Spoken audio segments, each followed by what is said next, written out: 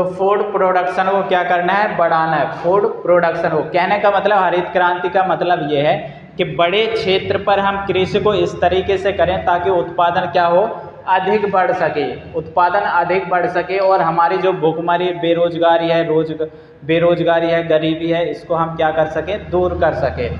तो इसकी ज़रूरत क्यों पड़ी? पहली बात तो आप लोगों को याद होगा कि 1947 में हमारा देश आज़ाद हुआ था और इतना ज़्यादा अमीर था नहीं, संसाधन थे नहीं, ट्रैक्टर टेक्नोलॉजी इतनी ज़्यादा थी नहीं, ट्यूबवेल सिंचाई के लिए थे नहीं। अगर आप लोगों को ये भी याद होगा कि जो गांव में थे सिंचाई किस तरीके से करते थे, बैलों से करते थे। बैल है ना, जो बैल है वो घेर घेर घूमते थे और उससे वो पानी ऐसे जो नहरों द्वारा, छोटी छोटी नालियाँ थी उसके द्वारा कहाँ पे जाते थे, खेतों में वो पानी जाता था और उससे सिंचाई हुआ करती थी।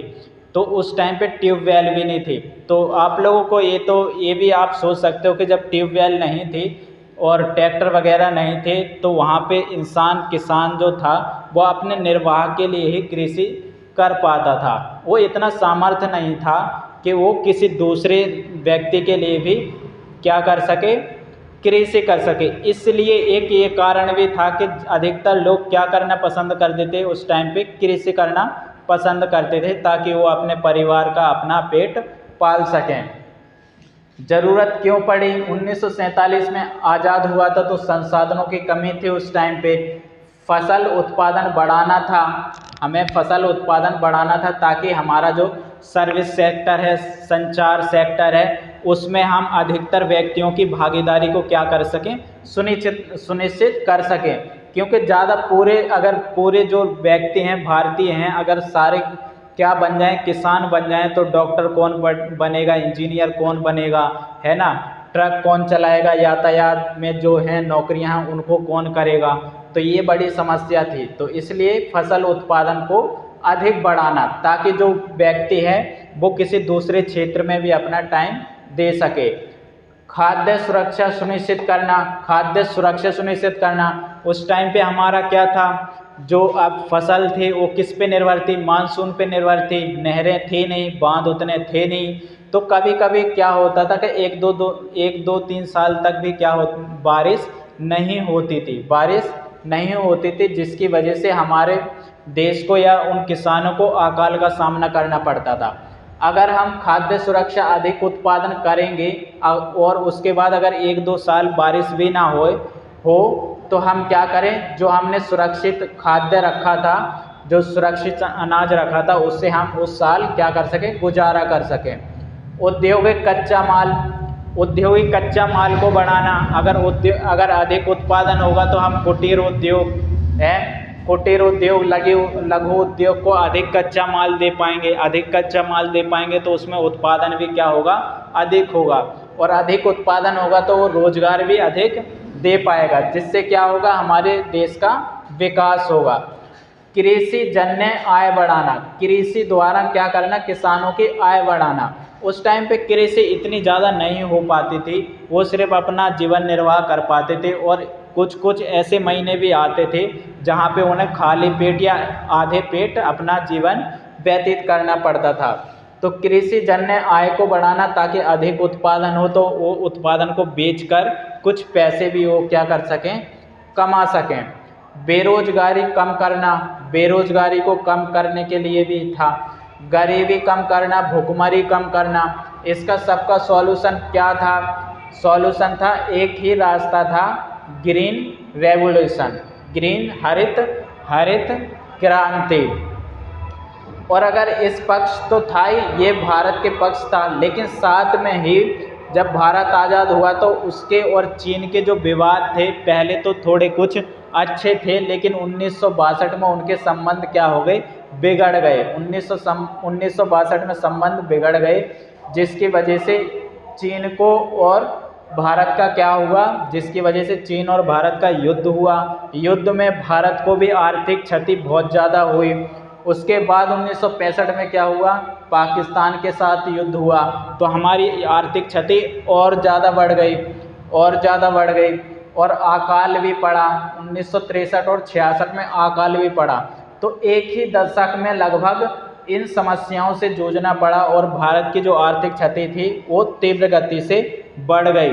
और इसी फेज में जब खाने के लिए कुछ नहीं था, इसी फेज में जब हमारी बेरोजगारी बढ़ रही थी, खाने के लिए कुछ था नहीं, भूखमरी बढ़ रही थी, भूख से लोग तड़प तड़प के मर रहे थे, मौत को गले लगा रहे थे, खुदकुशी कर रहे थे लोग, तो उस टाइम पे भारत ने अमेरिका से गुहार लगाई थी कि तुम हमारी मदद करो, क्योंकि उस टाइम पे अमेरिका ही क्या था, एक सर्वोच्च शक्ति के स्तर पद पर था। तो उसने उससे गुहार लगाई, लेकिन अमेरिका ने गुहार तो सुनी, लेकिन साथ में ऐसे अनाज दिए जो एक जानवर ही खा सकता है, व्यक्तियों के खाने योग्य वो अनाज नहीं थे, बिल्कुल लो क्वालिटी के थे।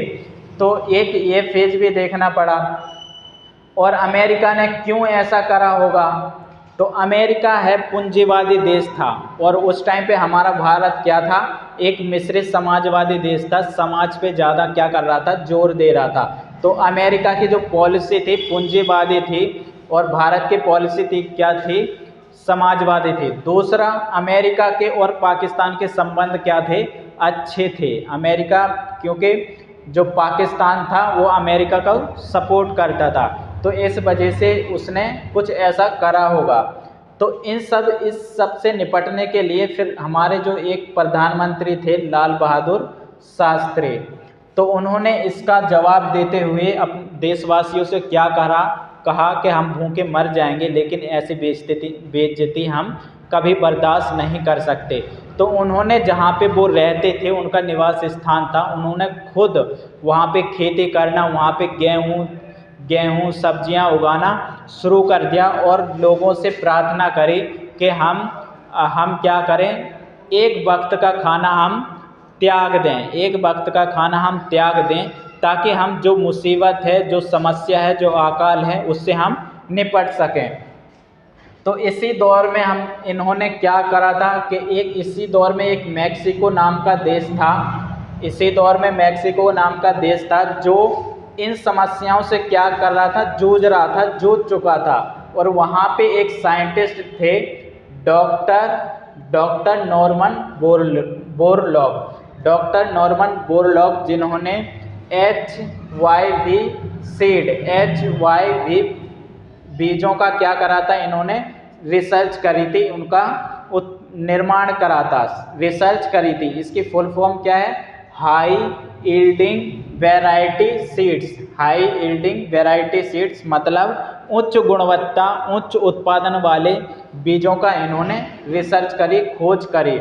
और उसी टाइम पे जो थे डॉक्टर MS स्वामीनाथन, ये भारतीय साइंटिस्ट थे, और इनको यहाँ पे मैक्सिको भेजा ये बीज लाने के लिए। और डॉक्टर MS स्वामीनाथन ये बीज लाए, और यहाँ के जो इतने ज़्यादा बीज नहीं थे, इस वजह से कुछ क्षेत्रों में, पंजाब में, हरियाणा में और पश्चिम यूपी में किसानों को ये बीज उपलब्ध कराए गए, उनको टेक्नोलॉजी, ट्यूबवेल, ये सब भी उपलब्ध कराए गए, ताकि ये बड़े स्तर पर क्या कर सकें, कृषि कर सकें। और देखते ही देखते कुछ सालों में हमारा जो देश था, जो कृषि थी, वो क्या होगी, अधिक उत्पादन हो गई, और हमारा देश निर्भर तो हुआ, आत्मनिर्भर तो हुआ, लेकिन हम दूसरे देशों को इतने समर्थ हो गए कि दूसरे देशों को भी क्या करने लगे, निर्यात करने लगे। तो इन राज्यों में यहाँ के किसान भी क्या हुए, अमीर हो गए, संपन्न हो गए, संपन्न हो गए। लेकिन इसका एक ये भी नेगेटिव इम्पैक्ट देखा जाता है कि बाकी जो दूसरे राज्य के किसान थे, वो उनकी स्थिति वैसे ही थी जैसे उनकी पहले थी। तो उन किसानों को अधिक फायदा नहीं हुआ, इन किसानों को अधिक फायदा हुआ। और जब हरित क्रांति सफल हुई, तो तब इन डॉक्टर MS स्वामीनाथन को क्या कहा गया, हरित क्रांति के जनक। हरित क्रांति के जनक किसको कहा गया, डॉक्टर MS स्वामीनाथन को भारत में कहा जाता है। अब हम बाकी थोड़ी ये जो बाकी हरित क्रांति के अलावा और क्रांतियां हैं उनके बारे में, हरित क्रांति के साथ अब दूसरी भी क्रांतियां हम देख रहे हैं। तो जो ग्रीन रेवोल्यूशन क्या है, फूड क्रॉप और फ्रूट जो क्रॉप्स है उसके प्रोडक्शन से संबंधित है, उत्पादन से संबंधित है। इसके जनक मैंने बताया है क्या है, डॉक्टर एम.एस. स्वामीनाथन। भारत में हरित क्रांति के जनक कहा जाता है किनको, डॉक्टर एम.एस. स्वामीनाथन को। दूसरी व्हाइट रेवोल्यूशन है, मतलब सफ़ेद क्रांति है, वो किससे संबंधित है, मिल्क प्रोडक्शन से है। फिर गोल्डन रेवोल्यूशन है, किससे है, फ्रूट्स वेजिटेबल प्रोडक्शन से है। ब्लू रेवोल्यूशन फिश से है। सिल्वर एग्स प्रोडक्शन से है। पिंक रेवोल्यूशन ऑनियन, झींगा और मछली प्रोडक्शन से है, झींगा मछली प्रोडक्शन से है। येलो रेवोल्यूशन है जो किससे है, पल्सेस से, ऑयल सीड से, कहने का मतलब दालों से और ऐसे बीज जिनसे हम क्या करते हैं, तेल वगैरह निकालते हैं, उन बीजों से है ये संबंधित। रेनबो मतलब रेनबो रेवोल्यूशन का मतलब ये है कि जितने भी फसलें हैं उन सबके उत्पादन को क्या करना, अधिक बढ़ावा देना, इसलिए उसको क्या कर दिया है, रेनबो रेवोल्यूशन। पूरी जितने भी फसलें हैं सारी फसलों के उत्पादन को क्या करना, महत्व देना, बढ़ावा देना। तो ये क्रांतियाँ थीं जितनी भी हमारे भारत में क्रांतियाँ हुई हैं हरित क्रांति के साथ। दोस्तों अच्छा लगे तो आप लाइक, शेयर और सब्सक्राइब भी कर सकते हैं ताकि हमारा भी मोटिवेशन बना रहे और आपको जो हम बताना चाहते हैं, जो आप तक बात पहुंचाना चाहते हैं, वो सीधे आपके पास पहुंच सके, वो भी कम समय में।